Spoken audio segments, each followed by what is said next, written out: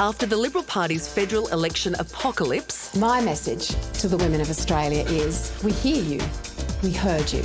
the New South Wales Libs are looking to avoid the same fate, setting a target to have women run in at least 40% of seats at next year's election. It might sound like a quota, but the key difference is it's not a strict rule. The Liberal Party, after having election wipeout but also losing women over the last 10 years, are now trying to introduce quotas without actually using the Q word. The May federal election saw the lowest number of female Liberal MPs enter the House of Reps since 1993. Just 9 out of its 42 members, women. 14 of the 18 seats that we lost them to women. Quotas traditionally in the Liberal Party have been a big issue. It's not something that they want to see happen because they're the party of the free market. They're the party of if you have a go, you get a go. And they truly believe that it's the best person for the job. The issue resurfaced this week when Senator Linda Reynolds called for temporary binding quotas. Well, those are the discussions that the party is now starting to have. There is certainly the willingness within the party to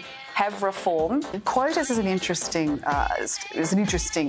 method. I'm happy to look at whether or not it should be a temporary measure, but I don't think that quotas is the one and only answer. I think that targets are probably a better option. This is a debate Labor resolved 28 years ago when they adopted solid gender quotas in 1994. Since then, the number of women among its MPs has soared to nearly 50%. The Liberal Party is now facing an entire new future where they're not sure which direction they're going in. They're not sure how to win back voters, but they do know that women MPs are going to play a crucial part in any move forward. So, in the wake of a massive defeat, why is the Liberal Party still allergic to quotas? And Liberal Party Vice-President Teena McQueen joins us now. Great to see you, Teena. Why do you think more women don't want to run for or vote for the Liberal Party right now? Well, we have a problem with women in the Liberal Party in that they're far too successful.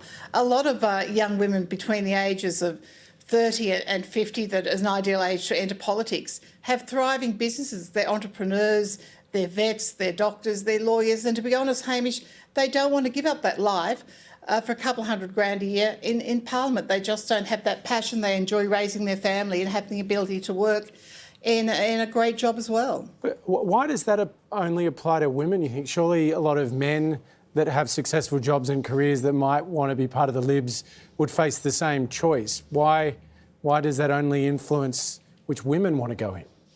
Well, traditional Liberal women like to have that work-life balance where they like to spend time with their children. They don't want to be in Canberra, 6 months of the year. It's a really tough decision, but ultimately they make that choice. The family comes first. But we need more women in the Liberal Party. And if you want 40% of your candidates to be women at the New South Wales election, why not just set a quota? No, we're not setting a quota. We want the best people for the job, and I don't care if that's male, female or anywhere in between that spectrum.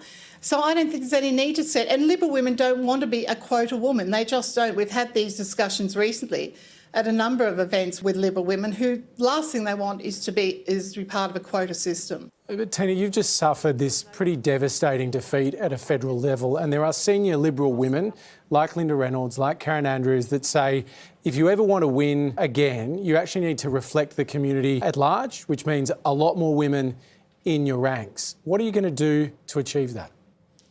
Well, we're encouraging women. We're having lots of events and speaking personally to targeting particular women, but women have to want to do it. We're not going to put a woman in because, just to have some sort of target audience. That's not how we operate. We want good, decent, committed people to go into politics. I mean, but it was women that kind of took out this election. Are you worried that maybe the Teal independent route is now a more attractive option for women who once maybe might have made a great Liberal candidate?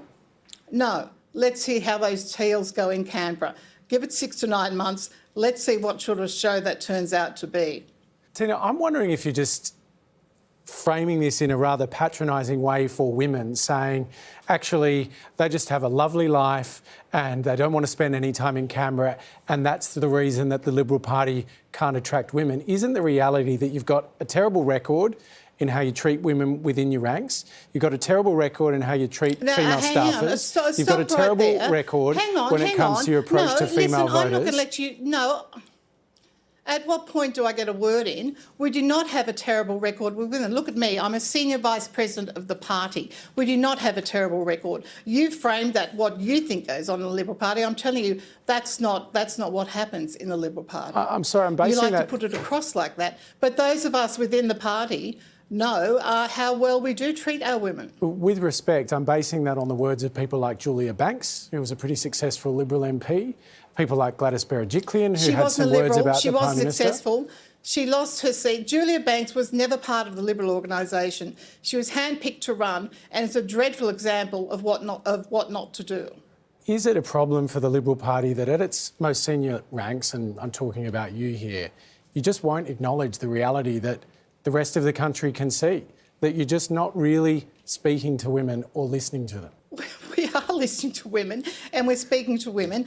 Yeah, look, I acknowledge there are problems. I'm not saying there's no problems. I'm saying we're addressing it.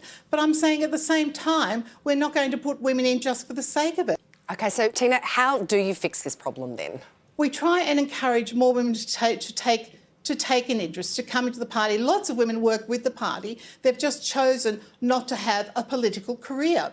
We need to coerce them into thinking more about having a political career, and that's what we're doing in the coming months. But how are you doing that? We're talking to them and trying to not convince them, but showing them the difference they can make if they enter Parliament and the difference they can make at state and federal level. I think that's important. And we're going to do that with more than the 2 policies that the Teals ran with the federal election. Give us the pitch. Em's a working mum. How would you pitch to her to come and run for the Liberal Party at the next election? I'd sit down with you and do it privately. We don't do these things publicly. Oh, well, I'm in, Teena. Thanks so much. All right, well, I think we might leave you and Em to exchange Hotmail accounts. Teena, thanks so much for your time today. Thank you. Pleasure.